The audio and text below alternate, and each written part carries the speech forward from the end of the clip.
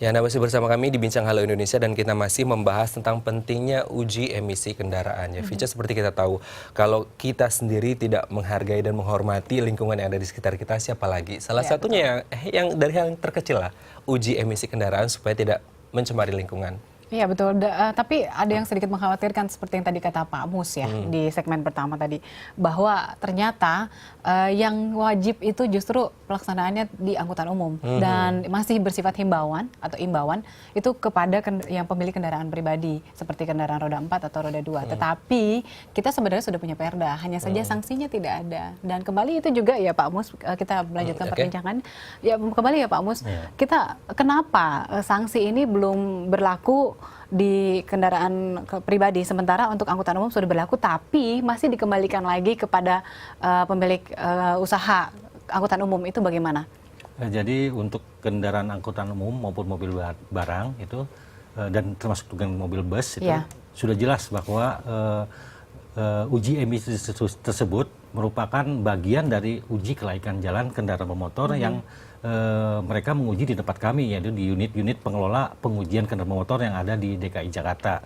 Jadi mereka secara rutin, secara 6 bulan sekali, secara berkala memang diuji oleh kami yang di dalamnya ada uji emisi tadi. Nah, untuk pengawasan di jalan, rekan kami yang ada di bidang Dalop maupun ada di Sudin-Sudin di bagian penertiban itu selalu rutin juga dari mulai pagi, siang, sore melakukan uji penertiban kelaikan jalan. Bagi kendaraan yang tidak laik, yang termasuk salah satunya tadi asapnya misalnya tebal, itu akan kami stop operasi atau kami tilang gitu.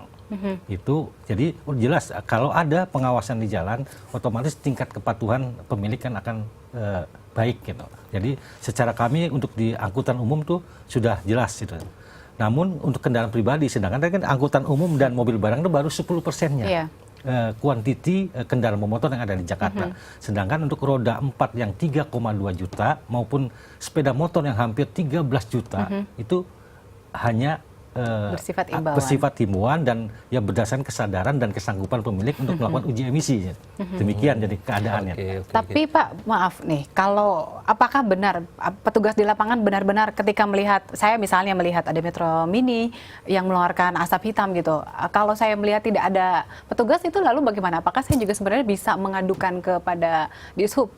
Boleh mengadukan pada kami. Jadi sebenarnya petugas kami 5 wilayah kan ada. Seandainya pun mereka ada di terminal, kan akan ditilang oleh petugas kami terminal. Seandainya tidak ada petugas dalam kondisi di lapangan gitu kan, bisa masyarakat atau siapa saja dengan melaporkan kepada kami gitu.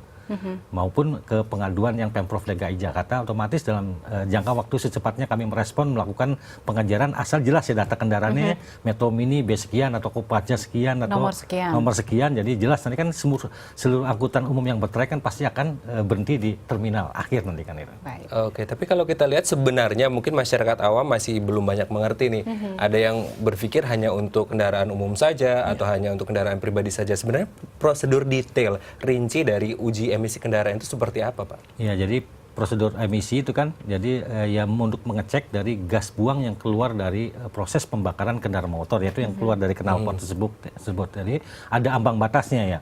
Untuk kendaraan yang berbahan bakar bensin itu ketentuannya sesuai dengan ketentuan dari Peraturan Menteri KLH Lingkungan Hidup nomor 5 tahun 2007, yaitu bahwa kendaraan bensin yang berbahan bensin di bawah di bawah tahun 2007 itu parameternya adalah maksimal dia mengeluarkan kandungan CO karbon dioksida yaitu 4,5% volume, dan untuk kandungan hidrokarbon HC yaitu 1.200 ppm. Sedangkan kendaraan yang produksinya di atas tahun 2007 yaitu untuk kandungan CO-nya yaitu sekitar 1,5%, sedangkan kandungan hidrokarbonnya HC-nya adalah 100 ppm, part per million gitu.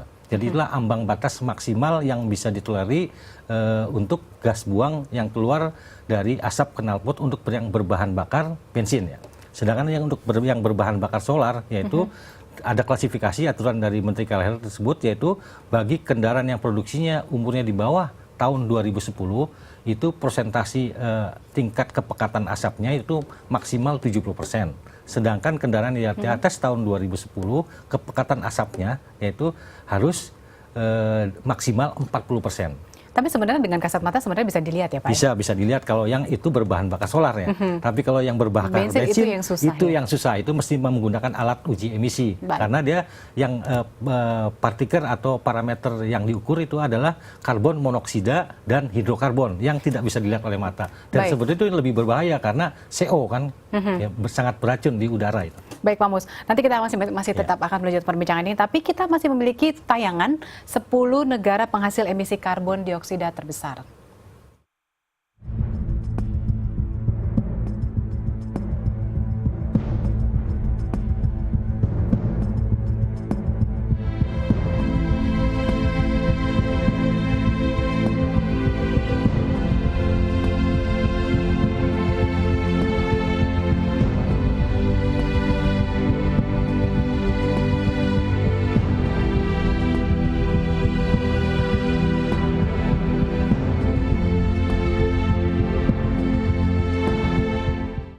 Ya, ada di 10 besar negara di dunia yang memiliki emisi gas karbon yang sangat berbahaya, prestasi yang tidak patut untuk dibanggakan.